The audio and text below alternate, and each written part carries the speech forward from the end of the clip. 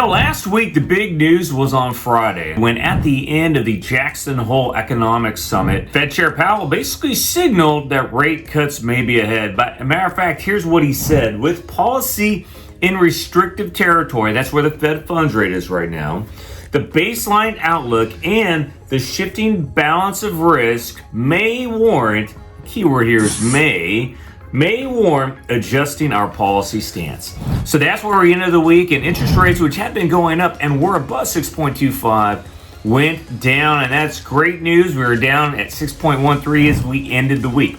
So what's going on this week? Well, I will tell you what, the end of the week is going to carry this week because of the news coming then. Let's get right into the entire week. There's a lot of news, economic and housing related. If we start off Monday with the new home sales report, it's not going to really have an impact on rates, but it is going to show the impact of rates on new home sales. Tuesday, we get some economic news, durable goods orders. We also get home price appreciation, the FHFA home price appreciation index, and the Case-Shiller home price appreciation index, and that is the gold standard for home price appreciation across the country.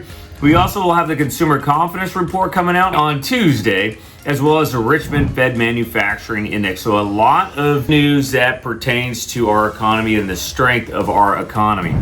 Wednesday, we have a 5-year Treasury auction. And then Thursday, we have the typical initial and continuing jobless claims. And last week, we inched closer again to 2 million in continuing claims. We also get the big GDP report for the second quarter. We'll see what those numbers portend.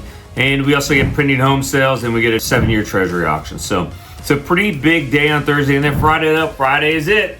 Friday, we get the personal consumption expenditure report. That's the Fed's favorite measure of inflation expectation. Last month, we were at 2.6%. Will we be higher? Will we be the same? I think the expectation really will be that we'll be a little higher this month. We'll see. The numbers. I won't say the numbers don't lie, but the numbers are going to tell a story. We also will get the core PCE.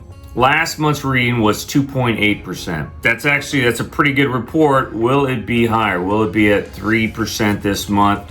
We saw the CPI go up a little more in the core, so that's news to be held. That's the news that we're really looking at on Friday, and that's going to really drive the market and also drive the decision by the Fed. Again, the Fed is looking at both the inflation and labor market. This is a inflation-centric week. We also will get the University of Michigan Consumer Sentiment Index. And so that's all the news that's happening this week, and it is a lot. Let's look at where rates were at. You can see a huge drop on Friday from 6.23 down to 6.13%. This is VA, and this is not necessarily my rates. These are the average rates across the country, but 6.13%. And you can see we are almost at last year this time. We were at 5.92, so we're almost around a quarter point higher this year than we were last year, but you also see that rates continue to go down last year. Will we see the same thing this year? So really big week coming up. Where are we at? Conventional rates. Conventional, we're right around 6.5%, just above 6.5% on conventional. So moving in the right direction. VA down near 6.13%. If we get a good inflation reading on Friday, expect us to be